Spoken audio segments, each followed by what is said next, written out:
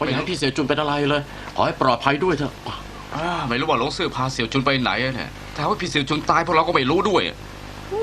หุบปากนะอย่าพูดเหลวไหล ปากเสียจริง เขาบอกพี่เสี่ยวจุนไม่เป็นไร ก็ต้องไม่เป็นไรสิ ฉันคิดว่าพี่เสี่ยวจุนไม่เป็นไรแน่ แต่อดห่วงพี่เสี่ยวจุนไม่ได้นะ ฉันกลัวว่า อย่ากลัวสิพูดในใจ อย่าพูดมากเลยเราไปจุดธูปขอให้พี่เสี่ยวจุนเนี่ยปลอดภัยดีกว่านะ ดีจุดทูบกันไปสาธุขอให้พี่เสี่ยวจุนปลอดภัย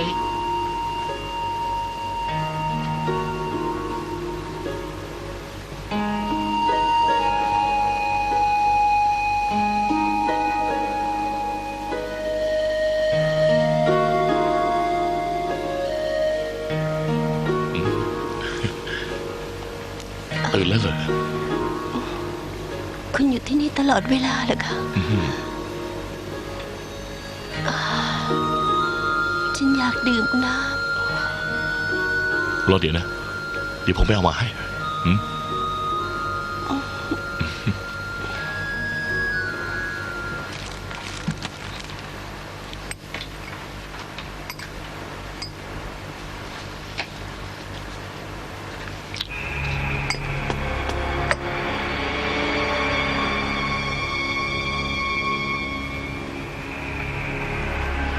อีกาเลย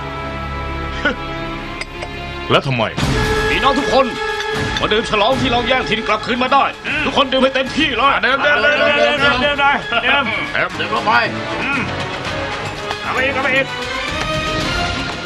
ไปมา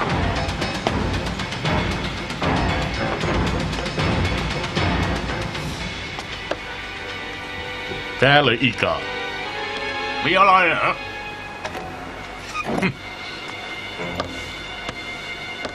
ฉันมาจุย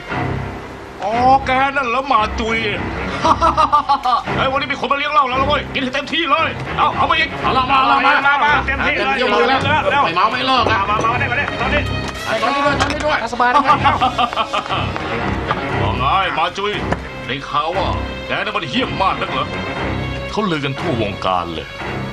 บอกว่าแกไม่พอใจฉันแกบอกว่า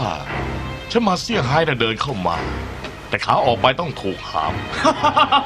ใช่ความจริงฉันก็คิดอย่างนั้นน่ะแต่ในเมื่อวันนี้แกมาแล้วนี่ แกพูดอะไรของแกนะอันนี้แสดงว่าทุกอย่างเป็นความจริงใช่ไหม หมายความว่ายังไงอ่ะ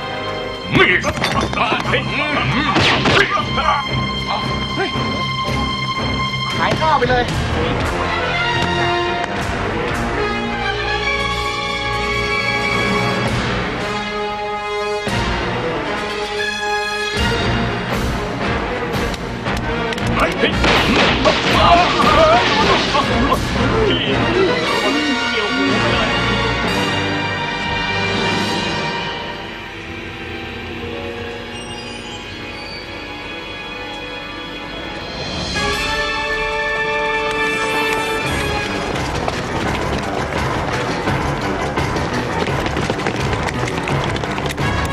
จะแน่แค่ไหน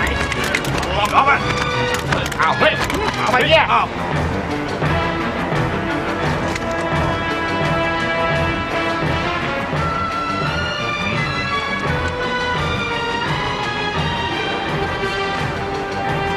ฉันชื่อมาจุยไม่คิดแย่งใครทำมาหากินหรอกถ้าพวกแกคิดอยากอยู่กับฉันไม่มีวันอดตายแนะ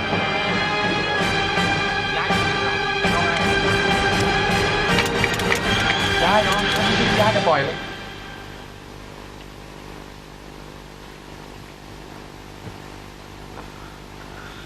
พี่เสี่ยวจุนฟื้นแล้วเหรอคะระวังนะคะ ำพวกเธอก็อยู่ที่นี่ด้วยเหรอ พี่เสี่ยวจุนไม่เป็นไรก็ดีแล้วล่ะฉันก็เสียเป็นห่วงพี่มากเลยนะ พี่สี่เฝ้าพี่ไว้ตลอดเลยนะคะ พอรู้ว่าพี่ไม่เป็นไรเพิ่งกลับไปเองนะคะ ครั้งนี้ได้เข้าแท้ๆเลยเลยค่ะ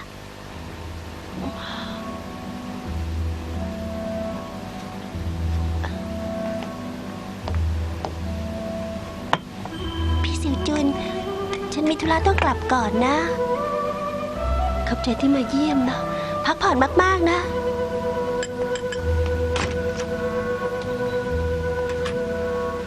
เสียยูโฟก็เป็นอะไรไปอะ พักนี้ก็เป็นอย่างนี้ประจำนะคะ ไม่รู้ว่ามีอะไรหนักใจ ดื่มน้ำแกงก่อนสิคะ เยอะโฝอย่าฝันเฟื่องไปหน่อยเลยนะเขาจะเป็นเศรษฐีมีเงินนะแล้วเราเป็นอะไร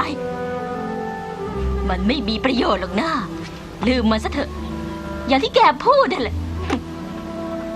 ถ้าเขายอมรับแกเป็นลูก เต่าบินได้แน่เลย เชื่อฉันสิ ก็เพราะแม่เป็นคนขี้ขลาดดิสิ มีเงินแล้วทำไมล่ะ หนูไม่ยอมแพ้หรอก หนูไม่เชื่อว่าหนูจะทำไม่ได้อะ เอาไป ไป ไปเลย ไหนนะ ไปสิ ไปสิ เอาไป บอกไว้ ให้ออกไปเอา ฉันไม่ ไป ไป สิ นะ ไปสิ ไปดื้อจังอ่ะ ไปเออ ไป แค่นี้แรงดีจัง เอาไปเดี๋ยวนี้ เอาไปดิ ไปสิ ไป เอาไป เอาไปนะ มาอีกแล้วเหรอ ถ้าไม่เจอซ่องจีหิวแล้วฉันไม่ไปหรอก ไปสิเอาไปบอกให้ออกไป ไปสิ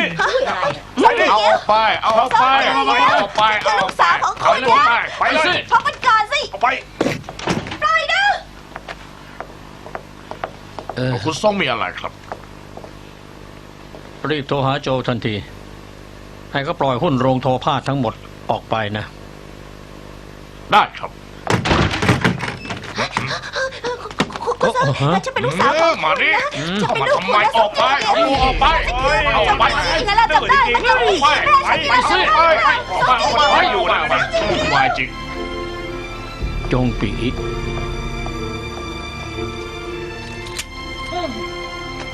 คุณซ่องครับ โทรหาคุณโจไม่ติดครับ ไม่ได้เรื่อง คือ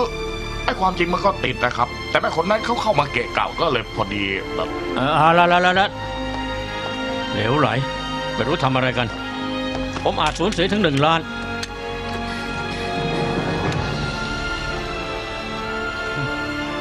ฮัลโหลโจเหรอ รีบปล่อยหุ้นโรงทอออกให้หมดนะ ฮะ นั่นเหรอ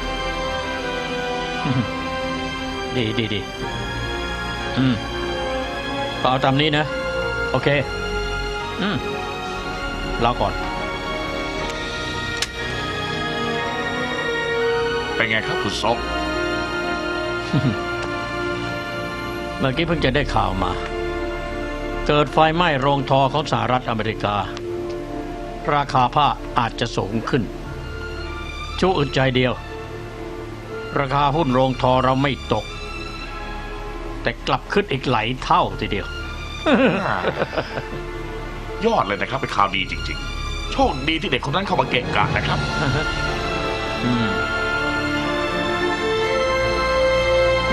จริงด้วย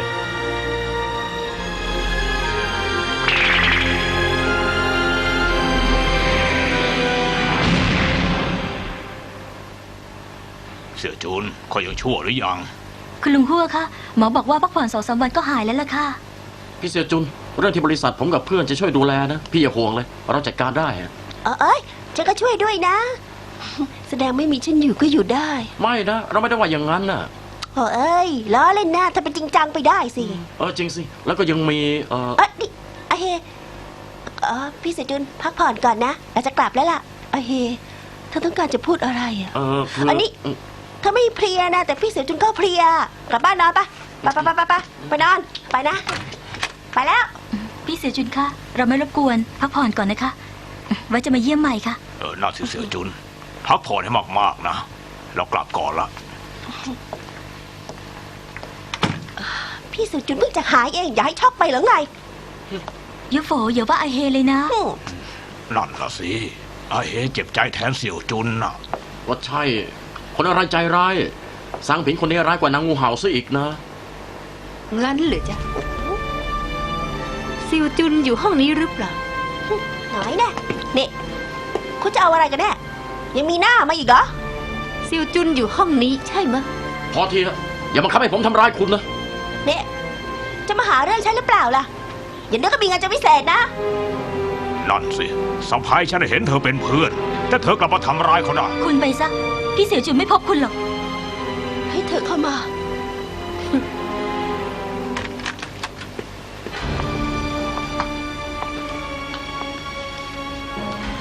คุณซาง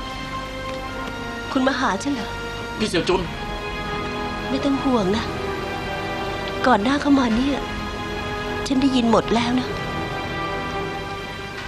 ช่วยปิดประตูให้หน่อยได้ไหมะ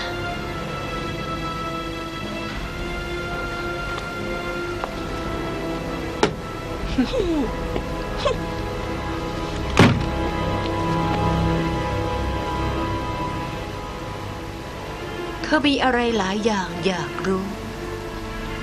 และมีอะไรหลายอย่างที่อยากถามฉัน ฉันรู้เรื่องหมดแล้วนะ หลงซื่อฆ่าสามีคุณอยากจะแก้แค้น ฉันเข้าใจความรู้สึกคุณดีนะ ไม่จำเป็นต้องเข้าใจฉันหรอก พูดไปแล้ว ฉันทำร้ายเธอเอง เธอคงเกลียดฉันมากสินะ ถ้าหากว่าฉันเกลียดคุณคงไม่พบคุณแล้วล่ะ ตรงกันข้ามถ้าเป็นฉันคิดว่าจะคงทำอย่างนั้นเหมือนกัน ฉันมานี่ ไม่ใช่เพื่อให้เธอให้อภัยฉัน ฉันมานี่เพื่อจะบอกกับเธอ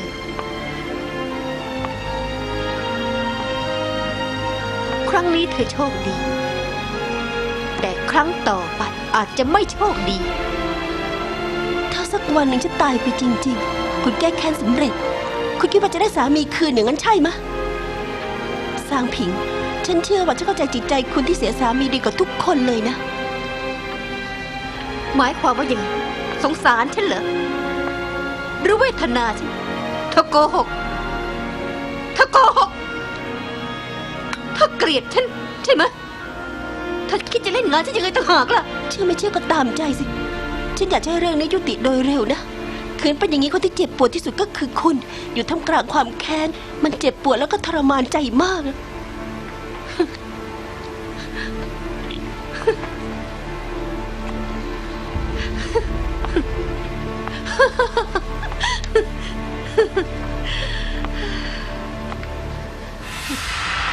สังเสียวจุน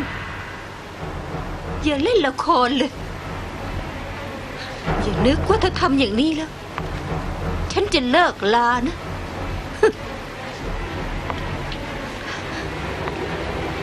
ครั้งนี้ ฉันแพ้แล้ว แต่ต้องมีสักครั้ง ฉันต้องชนะ คอยดูเถอะ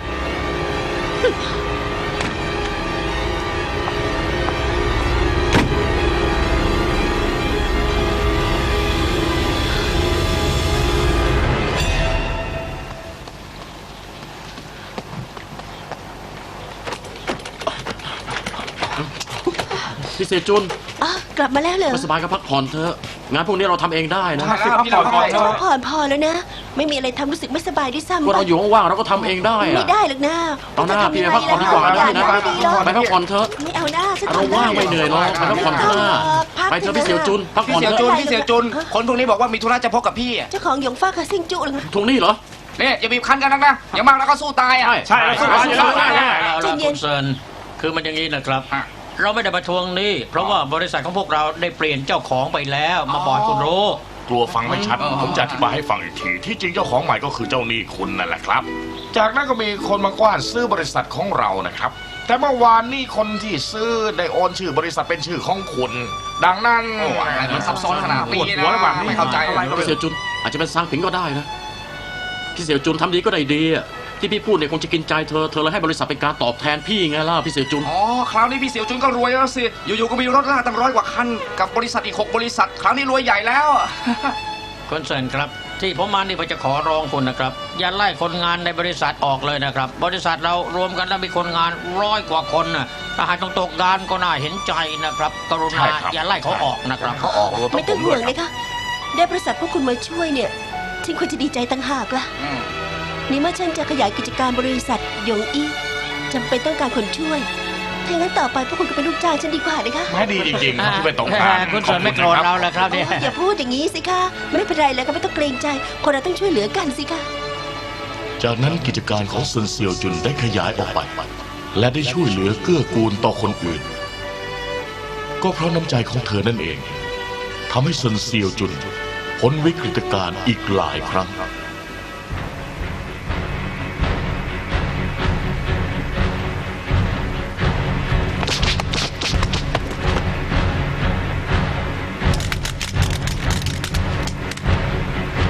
ในขณะเดียวกัน มาจุยต้องการกวาดล้างแก๊งในเซี่ยงไฮ้เพื่อจะเป็นเจ้าพ่อมาเฟียเซี่ยงไฮ้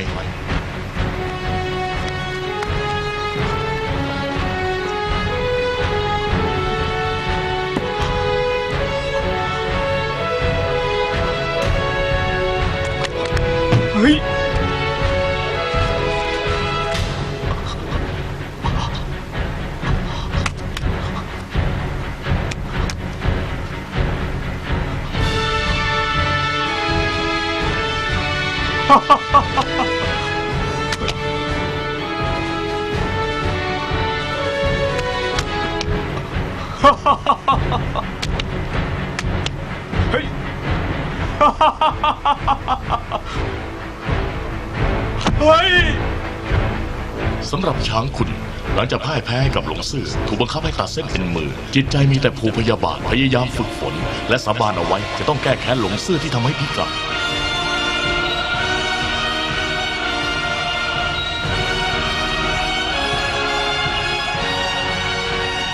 และสำหรับหลงซื่อได้ตัดสินใจที่จะเปิดคาสิโนซื่อไห่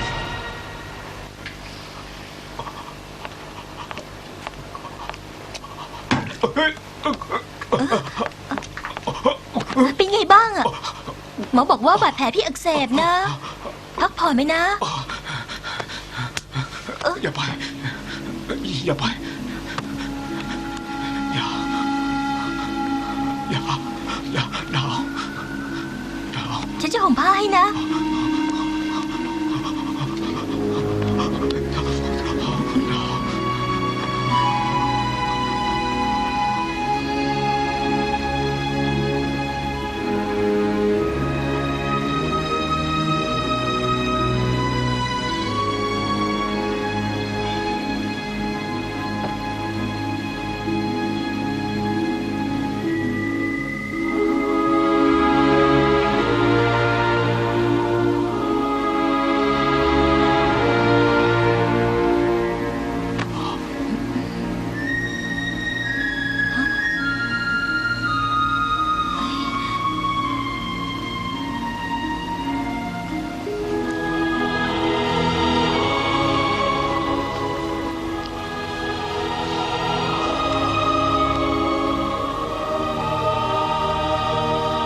รู้สึกว่าไข้จะลดแล้ว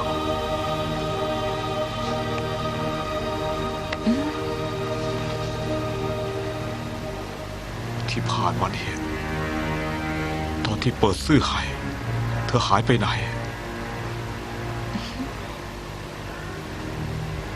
ทำไมไม่ไปที่ซื่อไห่ ฉันชินที่จะอยู่คนเดียวอะ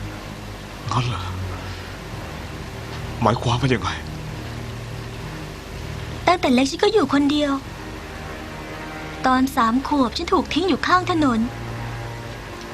สถานกำพร้าก็ไม่รับฉัน เพื่อปากท้อง เดินยังไม่ได้ก็หลอกคนได้แล้วล่ะ ฉันอยู่คนเดียวจนชินแล้ว มีเหตุผลอื่นอีกไหม เอาไว้จะบอกให้นะ จริงสิ พี่เป็นคนยังไงล่ะฮะ ไม่มีอะไรซับซ้อน ฉันไม่ใช่คนดี เธอไม่กลัวฉันเหรอ ทำไมต้องกลัวด้วยล่ะ เธอเห็นฉันฆ่าคน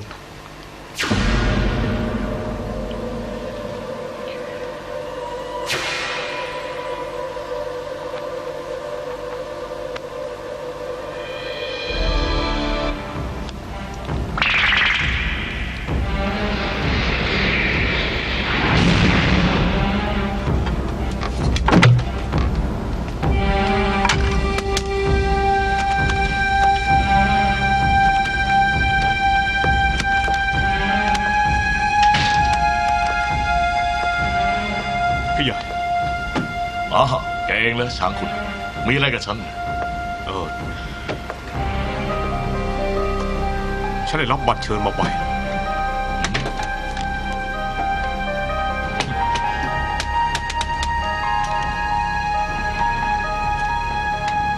คาสิโนซื่อไห่จะเปิดใหม่ทำไมหลงซื่อถึงได้เชิญแกด้วย ฉันเองก็รู้สึกแปลกใจ รู้สึกไม่ใช่แค่เปิดคาสิโนซื่อไห่เท่านั้น แล้วแกคิดจะไปไหม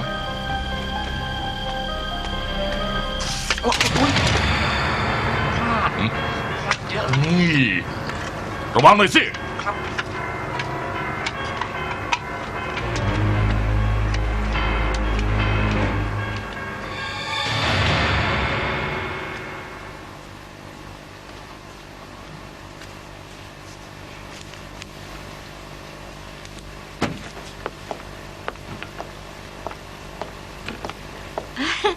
พี่สี พับอะไรอยู่เลย ภาพนกค่ะ หวังว่าจะมีสักวันหนึ่งฉันจะเป็นเหมือนนก บินไปบนฟากฟ้าอย่างอิสระ อุดอู้อยู่ในนี้ตั้งหลายวันรู้สึกเหงาๆก็เลยหาอะไรมาทำน่ะ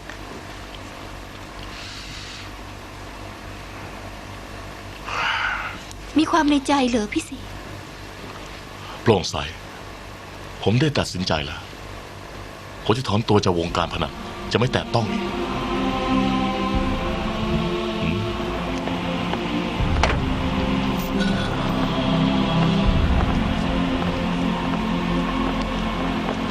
พวกเรารู้สึกมาครั้งนี้พี่สี่เปิดคาสิโนซื่อไห่ใหม่ มีอะไรชอบกลนะ โถ่เอ้ย เปิดคาสิโนใหม่จะมีอะไรแปลกใจแล้ว แต่ฉันรู้สึกแปลกใจ ครั้งนี้ซื่อไห่เปิดใหม่ทำไมต้องเชิญคนมามากมายด้วย และเชิญตู้เซินมาด้วยนะ ตู้เซินน่ะนายกสมาคมคาสิโนนี่ ที่พูดอย่างนี้ ฉันเองคิดว่าเรื่องนี้ มันไม่ชอบมาพากลซะแล้ว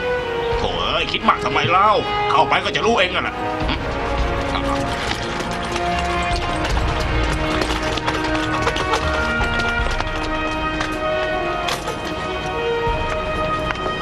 พี่สี่ครับสี่ มากันแล้วเหรอ ใช่ ในที่สุดก็เปิดซื่อไห่จนได้ ต่อไปต้องรบกวนทุกคนเลยนะ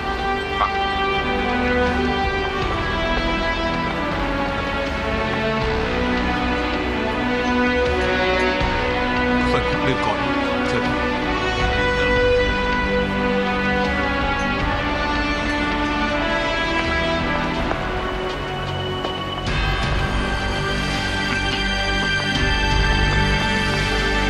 ช้างคุณ แกมาทำไมอีก ที่นี่ไม่ต้อนรับแกแล้วนะ หลงซื่อส่งบัตรเชิญให้ฉันหมายความว่าอย่างไร พี่สีน่ะแล้วจะเชิญแกมา ไม่รู้ว่าบัตรเชิญของแกน่ะจะจริงหรือปลอม เดี๋ยวดิที่พี่สี่เชิญเขามาย่อมมีสาเหตุ ยังไงเขาก็เป็นแขกเหมือนกัน แขกแบบนี้เหรอ เราไม่อยากต้อนรับหรอกไปกันเถอะทำไมพี่สีถึงส่งบัตรเชิญให้กับเขาอ่ะ ใครจะไปรู้หรอก เดี๋ยวดิพี่สี่ทำอะไรย่อมจะมีเหตุผลไม่ต้องห่วงมาแล้วนะ พี่สี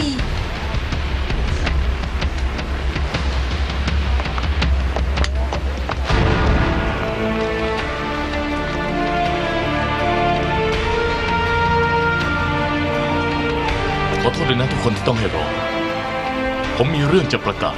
นับจากวันนี้คาสิโนซื่อไห่เปิดดำเนินการใหม่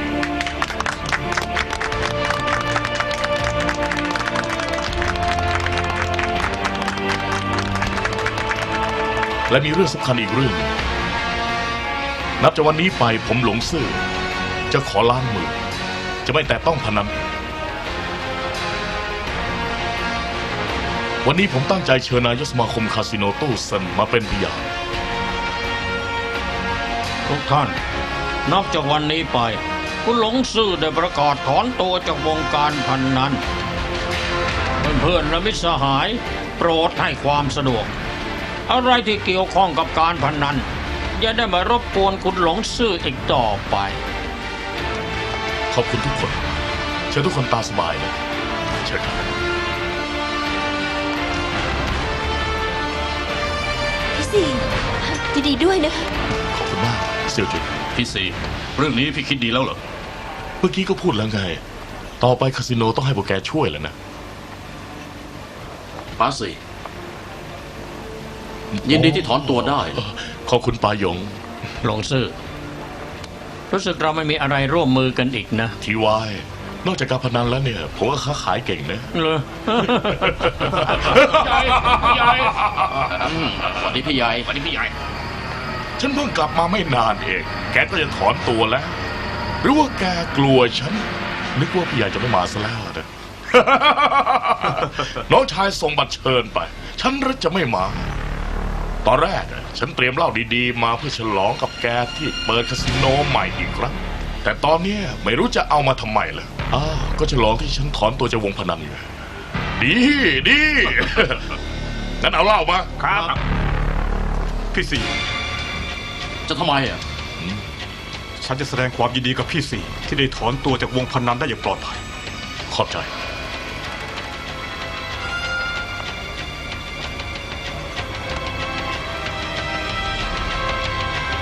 มือพิการเนี่ยไม่ไหวแล้วไม่มีความรู้สึกเลย พี่สีคะ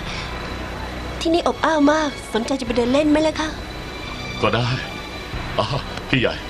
วันหลังเราค่อยดื่มกันนะ ขอโทษนะ ขอตัวก่อน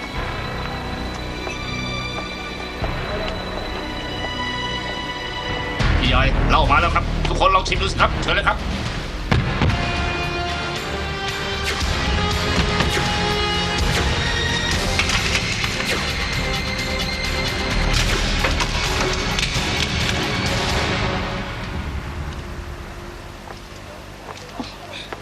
พี่สีทำไมเดินไปมองไปจนทั่วแบบนี้ล่ะ ทุกวันตอนเข้าคาสิโนจะผ่านตรงนี้ แต่ไม่เคยดูถนนสายนี้อย่างเต็มตาเลยสักที วันนี้ก็เลยค่อยๆมองดู หรือว่าไม่มีแรงกดดันรู้สึกสบายใจขึ้น ตลอดเวลาก็ใช้ชีวิตอยู่แต่บนโต๊ะพนัน รู้สึกเอื่อมระอาเต็มที ตอนนี้เพิ่งจะเริ่มต้นชีวิตใหม่อย่างจริงจังสักทีหนึ่งอะนะ แล้วต่อไปจะทำยังไงล่ะคะ ก็ท่องเที่ยวบ้าง หรือว่าตกปลาบ้างเลย ฉันมีข้อเสนอดีๆนะ ไม่รู้จะสนใจหรือเปล่า อะไรเลย เลิกงานแล้วเหรอ ว่าไง บริษัทฉันก้าวหน้าขึ้นไหม คุณก็ลงทุนมาแล้วนี่นะตอนนี้นับว่าพองอกเงยแล้ว บริษัทนี้คุณก็มีส่วนด้วยนะ เพราะเหรอ ลืมไปแล้วเหรือคะฉันติดหนี้คุณ 6,300 ยังไงล่ะ ฉันก็เลยเอามาลงทุนในนี้ล่ะ ดังนั้นคุณก็เป็นหุ้นส่วนของบริษัทฉันด้วยนะ จริงเหรอเนี่ย พี่สีคะไหนบอกว่าไม่มีอะไรจะทำ สนใจจะเพิ่มทุนในบริษัทขยายกิจการรถลากให้มันใหญ่ขึ้นไหมเลยคะ คิดจะเป็นเจ้าแม่รถลากเซี่ยงไฮ้หรือไง โอ้ย เอ๊ะ ฉันไม่มีความสามารถนะคะ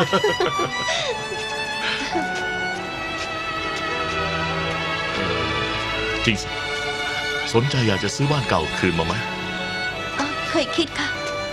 แต่เจ้าของบ้านก็ไม่ยอมขาย พี่คุณค่าฉันซื้อ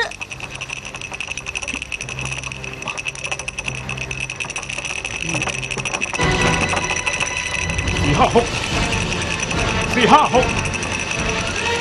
456 456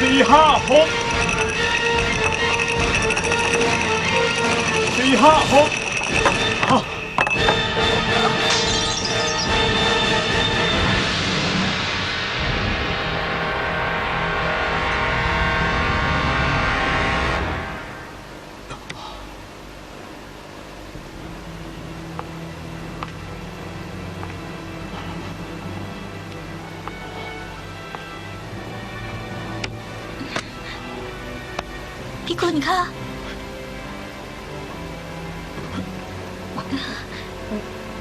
เอ็นมือขาดแล้ว ไม่มีวันหายแล้วค่ะ คนอื่นอาจจะใช่ แต่ฉันไม่ ไม่เอาหน้า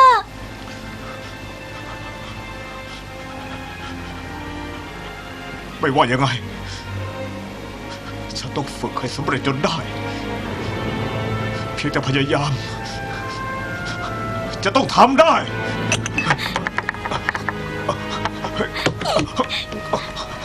ดูสิ ฉันอย่าแย่งแก้วจากมือพี่ได้เลย ยอมแพ้ซะเถอะนะ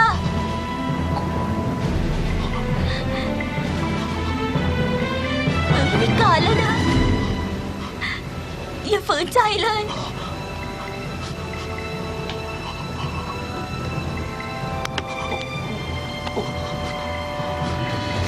จะให้ฉันยอมแพ้อย่างนั้นเหรอ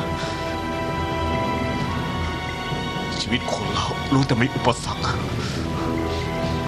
พอล้มแล้วก็ลุกขึ้นมาใหม่ได้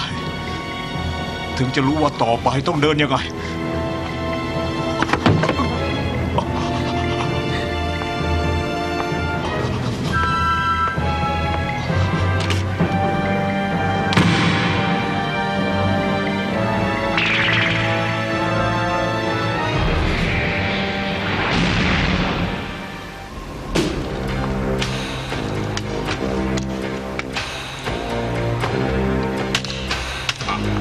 พี่คุณ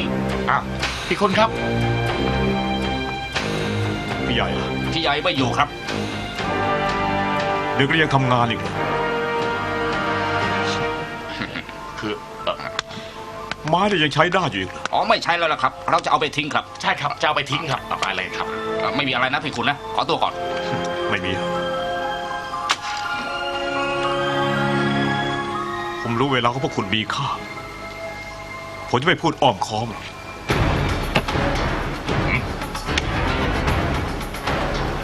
ร้านชาเหยียนเหอ มาช่วย ร้านชาก็คุณเนี่ย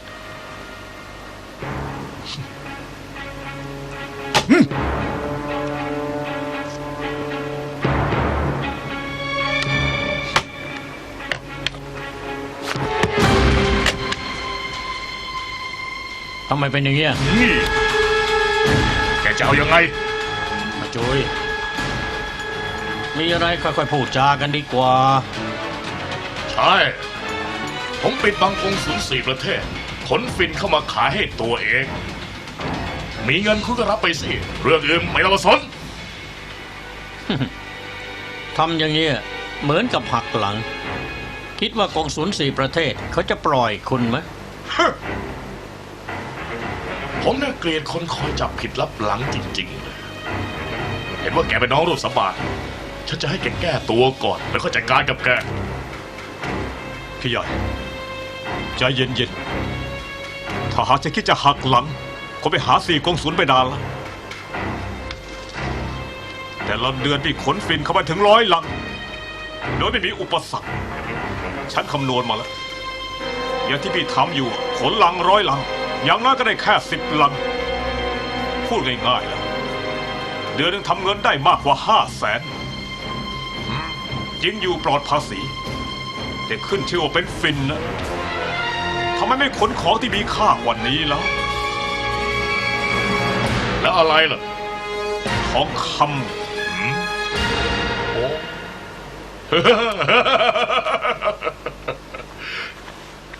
ที่ผมมาหาคุณ2 คนก็เพื่อจะร่วมมือทำการค้าด้วยทำยังไง ฉันมีทองคำพี่ใหญ่รับผิดชอบขนพอทองคำมาถึงเซี่ยงไฮ้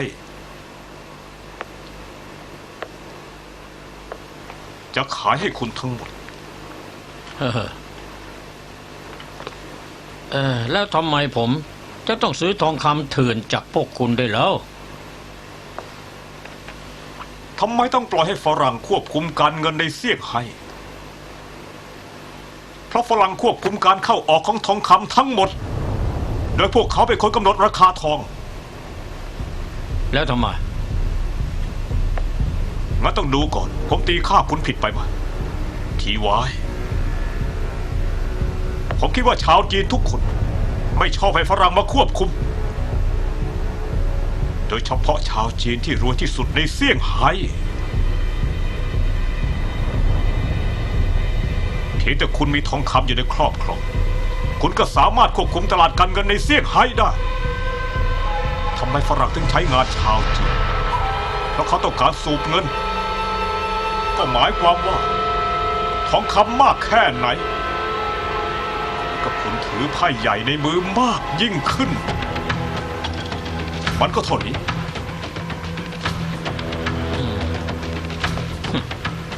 ลักลอบขนทองเถื่อนมีโทษถึงตายนะ แต่ว่าเสี่ยงอันตรายมากแค่ไหน ผลประโยชน์ที่ได้มันก็มีมากขึ้น คนอย่างผมไม่ชอบทำอะไรเสี่ยงๆแต่ว่าผมชอบผลประโยชน์มหาศาล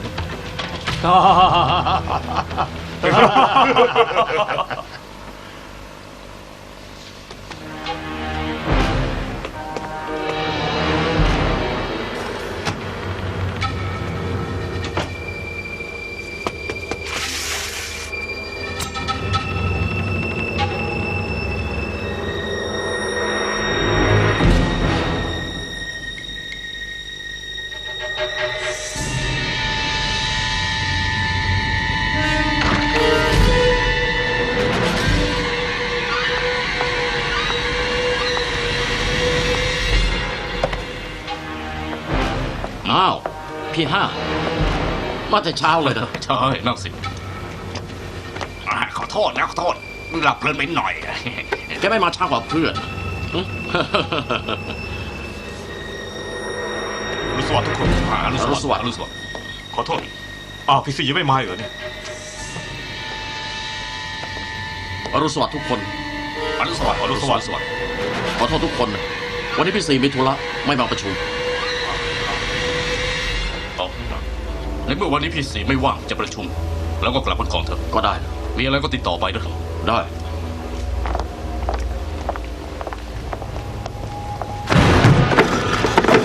เฮ้ย เฮ้ย เฮ้ย เฮ้ย เฮ้ย เฮ้ย เฮ้ย เฮ้ย เฮ้ย เฮ้ย เฮ้ย หากแกบาดเจ็บ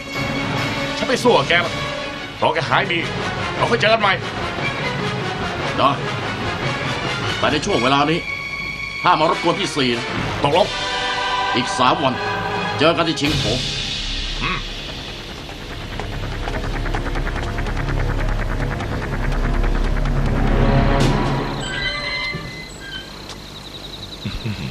คนอีกแล้วฮะไม่อะไรงั้นเหรอ ผมมีเรื่องเกี่ยวกับบ้านหลังนี้ จะขอปรึกษาด้วย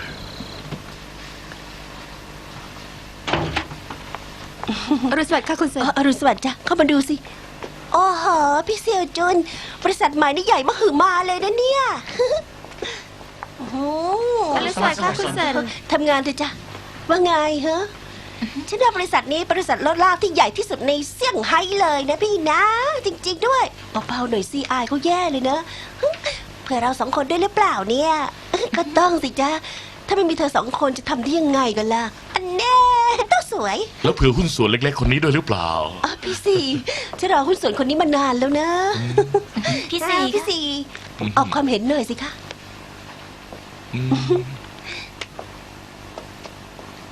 ไม่เลว ฉันรับไปเองนะ เสี่ยเรื่องโรงเรียนเป็นไงบ้างเลย จนเสร็จแล้วละค่ะ ครั้งนี้พอได้พี่สี่ช่วยเหลือ จึงทำให้ฝันของหลี่อีเป็นจริง ไม่รู้ว่าจะขอบคุณยังไงดีค่ะ ฝันของหลี่อีกก็เหมือนกับฝันของฉัน พี่เซลเจินมีข่าวดีมีข่าวดีอะไรจ๊ะก่อนที่ซื้อบ้านเก่าของพี่นะโทรมาบอกว่าเขาเปลี่ยนใจขายบ้านให้พี่แล้วล่ะ จริงเหรอเนี่ย ดีใจด้วยนะคะพี่เสี่ยวจุน ในที่สุดก็ซื้อบ้านคืนได้แล้ว เสี่ยวจุน ดีใจด้วยนะ ฉันนึกไม่ถึงเลยนะเนี่ย ทำไมเจ้าของถึงได้เปลี่ยนใจล่ะคะ ก็แน่นอนเลยสิพี่เซลจุนชอบช่วยเหลือคนดีนาครั้งนี้สวรรค์จึงเมตตาฉันรู้สึกว่าหยงอีเนี่ยคอยช่วยเหลือฉันอยู่เสมอนะเฉิงอี แม่ พ่อจ๊ะ เสี่ยวจุน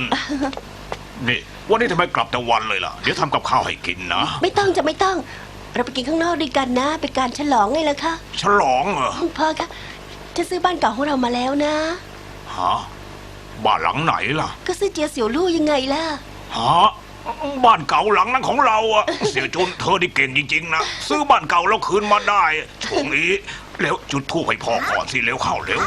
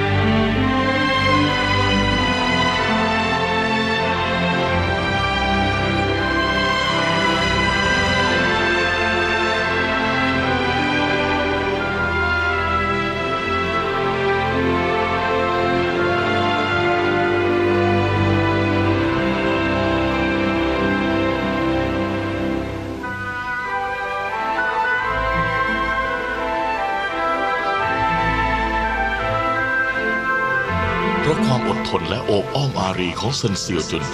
ไม่เพียงทำความฝันของสามีที่ตายไปเป็นความจริง และยังมีรถลากจำนวนมากด้วย จนกลายเป็นคนที่มีรถลากมากที่สุดในเซี่ยงไฮ้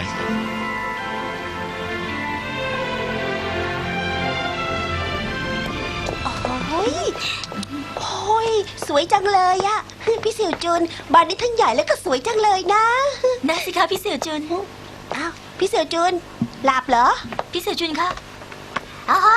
มันเต้นได้ด้วย ล้มไปนะปะโถเอ้ย รู้แล้วค่ะ ระวังหน่อยระวังหน่อย พ่อจ๊ะพาสงอีกขึ้นไปดูห้องเขาหน่อยสิจ๊ะ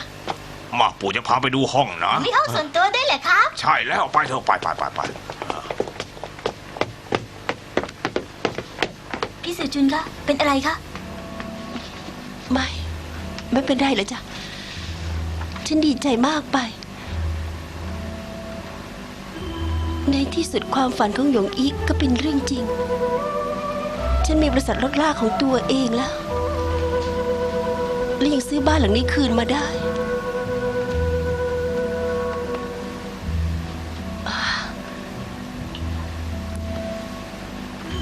หลายเดือนที่ผ่านมาเนี่ยฉันทำอะไรก็ราบรื่นไปหมดแต่ไม่รู้เป็นเพราะอะไรนะ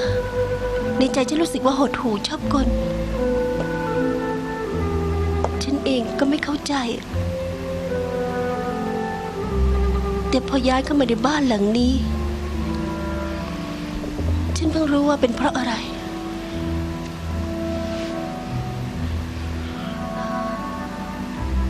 ก่อนเนี้ยหยงอี้ชอบนั่งตรงนั้นยามที่เขาไม่สบายใจเขามักจะยิ้มและยิ้มอย่างมีความสุขฉันชอบตรงที่เขายิ้ม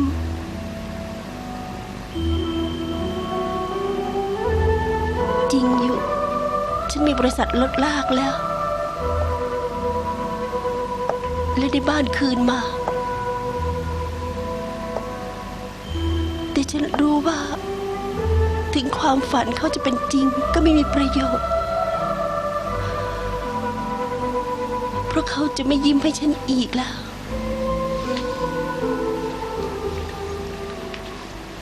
หลังจากพี่เสี่ยวจุนร้องไห้ในวันนั้นก็ไม่สบายค่ะหลายวันแล้วไม่ไปทำงานนะ คิดว่าคุณไปเยี่ยมพี่เสี่ยวจุนดีกว่านะคะ ตอนนี้พูดอะไรไปก็เท่านั้น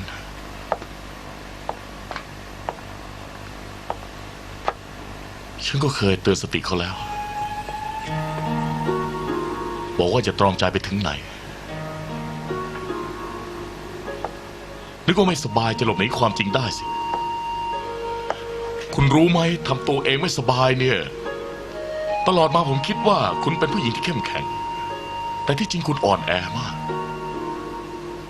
จำได้ไหมตอนที่คุณร้องไห้ต่อหน้าผมครั้งแรกคุณบอกว่าจะลุกขึ้นสู้ได้ยากแค่ไหนไม่อยากให้คนอย่างผมทำลายคุณความจริงคุณไม่เคยลุกสู้เลยจมปลักอยู่กับอดีตอย่างเดียวคุณคิดถึงแต่อดีตที่คุณเคยอยู่กับสามีของคุณขอโทษนะคะฉันจะขึ้นข้างบนจะทำอย่างนี้ต่อไปเลย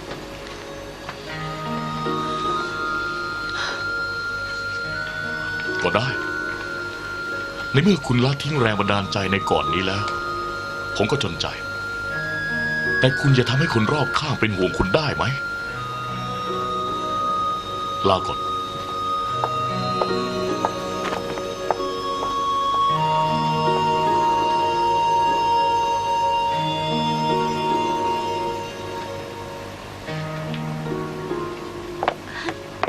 พี่สีค่ะเสี่ยวจุนเป็นไงบ้างเธอคงไม่เป็นไรนะความจริงเสี่ยวจุนไม่เป็นอะไรแต่ไม่ยอมรับความจริงฉันจะไปเยี่ยมเธอโปร่งใสไม่ต้องไปหรอกให้เสี่ยวจุนเขาอยู่ลำพังตอนนี้ไม่มีใครช่วยเขาได้หรอกนอกจากตัวเขาเองจะช่วยตัวเอง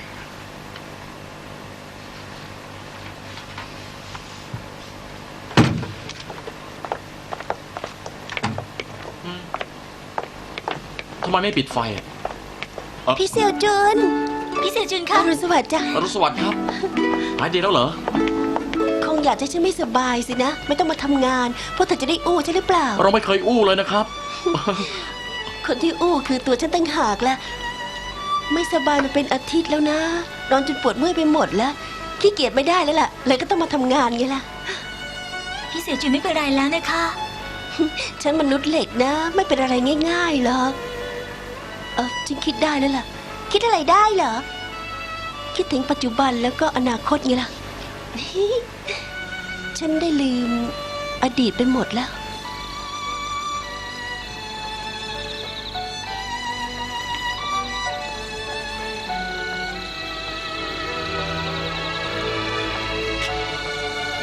รู้ไหมเจ้าว่านี่อะไร อะไรเลย อดีตของฉันแล้วก็หยงอีททั้งหมด ฉันฝังมันไว้ตรงนี้แหละ คุณทำอย่างนี้ทำไม คิดจะลืมเรื่องในอดีตทั้งหมดไปนะสิ งั้นเลย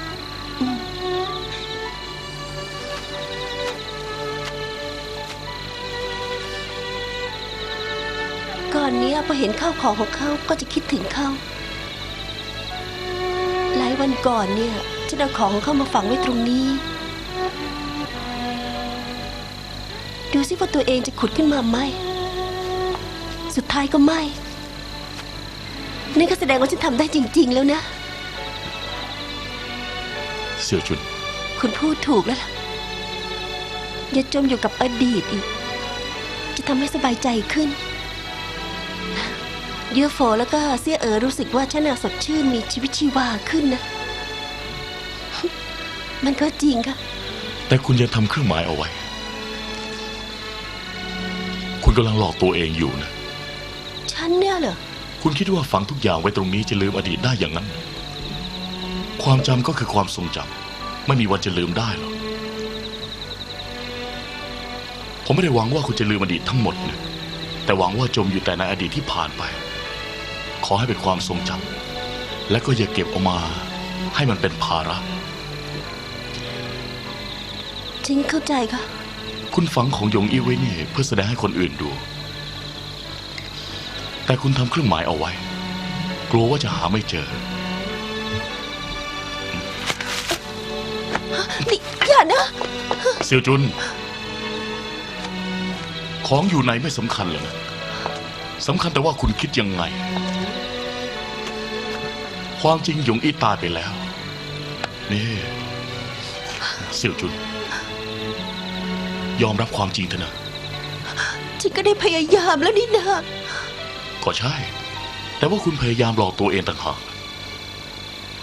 เสี่ยวจุน ที่คุณควรจะท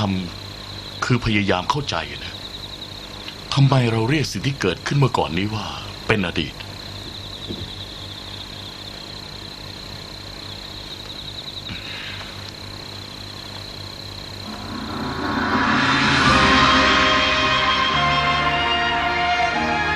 เหรียญเงินทำไมอยู่กับคุณได้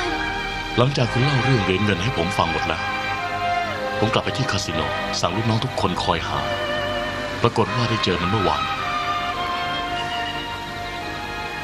เสี่ยวจุด ถ้าคุณสามารถล้างอดีตไปได้ มันก็จะทำให้คุณลืมมันได้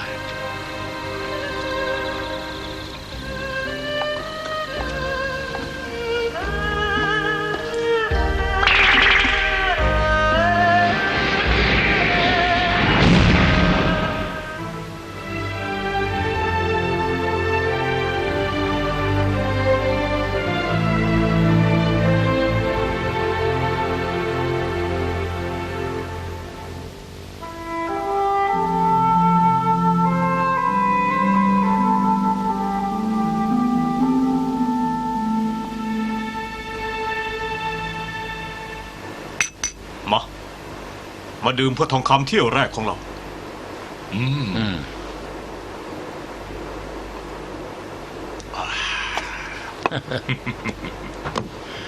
เรือของเราน่าจะมาถึงแล้วนะที่วายอีกครึ่งชั่วโมงเท่านั้น ทองคำเที่ยวแรกก็จะถึงมือเราแล้ว ฮัลโหล อ๋อ ของคุณ ฮัลโหล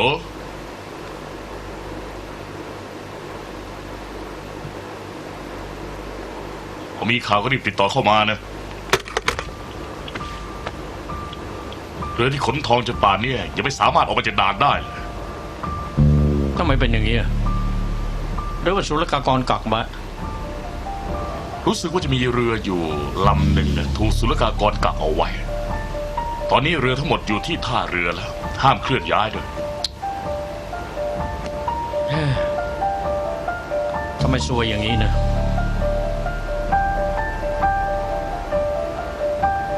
งั้นต้องรออาจไม่มีอะไรก็ได้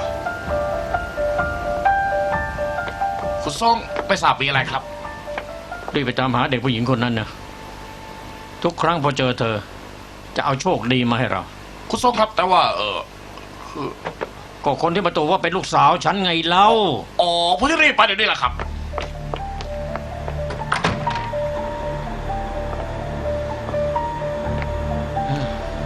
ขนทองเถื่อนสี่กงสุลจะต้องสอบสวนแน่นอน ทีวายไม่ต้องห่วงนะผมกับช้างคุณจะไม่ดึงคุณเข้ามาด้วยหรอก ถึงศุลกากรจะขึ้นไปค้นเรือ ก็จะไม่พบอะไรผิดปกติ เพราะว่าฟินของเราเที่ยวนี้สี่กองสุลอนุญาตให้นำเข้าได้ คิดว่าน่าจะ ก็มา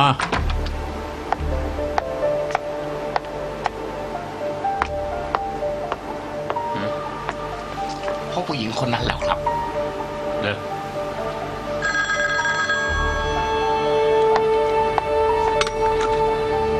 ฮัลโหลดี ดี ออกไปรอข้างนอก ครับ มีข่าวอะไรเหรอ สินค้าของเรา ขึ้นฝั่งเรียบร้อย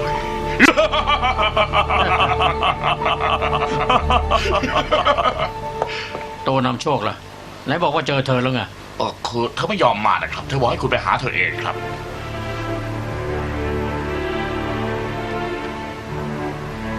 เธอชื่ออะไร ชื่อเยอะโฝฉันแซ่จง ใช้แท้ของแม่เหรอ ไม่มีพ่อก็ใช้แซ่แม่สิ ไหนเธอบอกว่าฉันเป็นพ่อเธอไง นึกยังไงเรียกฉันออกมาล่ะ ก็เธอบอกเป็นลูกสาวของฉันไง ฉันพูดคุณก็เชื่อฉันเหรอ ดังนั้นถึงเรียกเธอมาเพื่อจะถามไงแล้ว ฉันไม่อยากจะเป็นลูกสาวคุณหรอกนะ แต่ว่าฉันอยากจะขอความเป็นธรรมให้กับแม่ของฉันนะ แม่เธอเป็นใคร คุณเคยหลับนอนกับผู้หญิงแซ่จงตั้งหลายคนอย่างนั้นเหรอ ฉันอยากให้คุณพบแม่ของฉัน แม่ฉันชื่อว่าจงปิอิ จงปิอิจงปิอิเออ ขอโทษนะ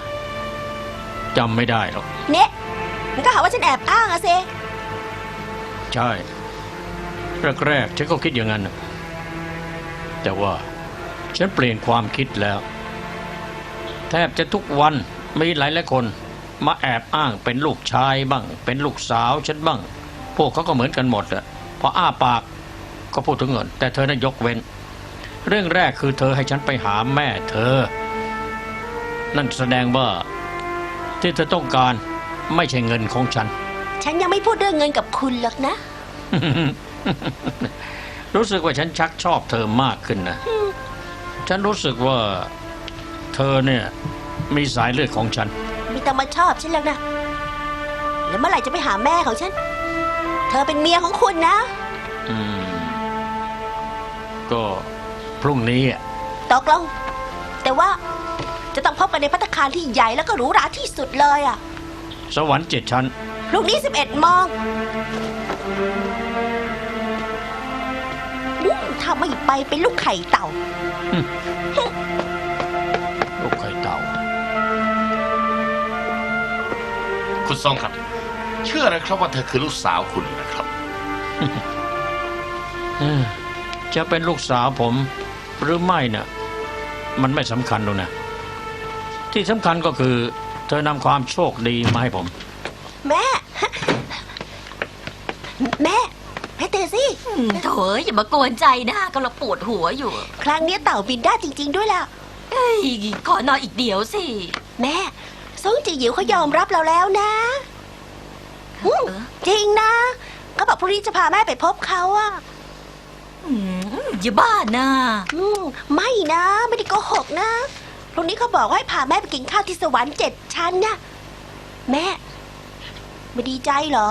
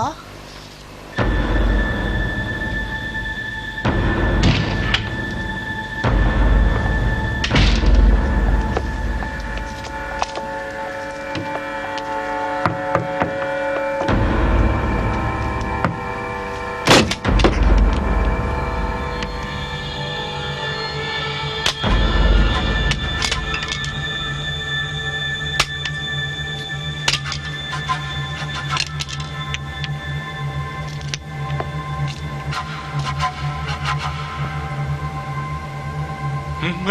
เนี่ยเต่าบินได้จริงๆนะ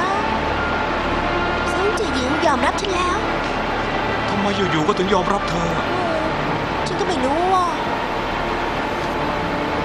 เขายอมรับเธอดีใจมาก ต่อไปไม่รู้จะเป็นยังไง เชิญเข้ามาเลย ชมตามสบายนะ ห้องสะอาดสะอ้านหรอ อ้าวลุง ฮะ มาทำไมล่ะ โอ้นี่ยังไม่ไปอีกเหรอเนี่ย เห็นแม่เธอบอกคืนบ้าน ฉันก็นึกว่าย้ายไปกันหมดแล้ว คุณลุงพูดอะไรอ่ะ อ้าวแม่เธอไม่ได้บอกเธอเหรอ แม่เธอบอกว่าจะรีบไปจากเซี่ยงไฮ้พอทิ้งกุญแจไว้ได้ก็ไปเลยอะ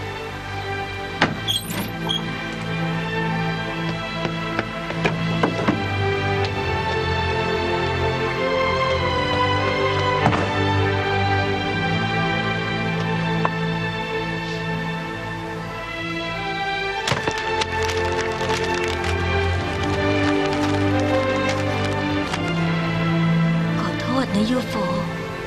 พอลูกได้อ่านจดหมาย แม่คงจะ พี่สีก็ไม่น่าเลย ไม่เพียงแต่ปล่อยช้างคุณไปซ้ำยังประกาศล้างมืออีก ต่อไปไอ้ในละคุณช้างคุณ จะต้องย้อนกลับมาอีกนะ มันจะกล้ามาหรือไม่ล่ะอยู่ที่เรา ก่อนนี้มาชนะเรา แต่ครั้งนี้ไม่เหมือนเดิมแล้ว มือมันพิการแล้ว อย่างนั้นก็หมายความว่า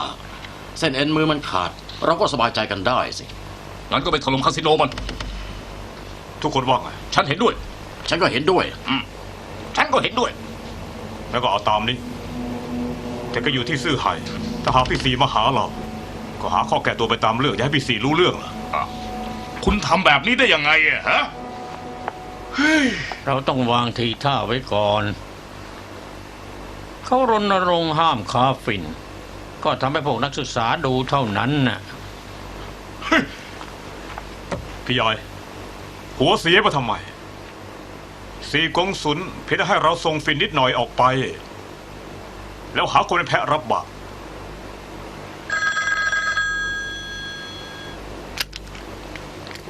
ฮัลโหล รอเดี๋ยวนะ ของคุณ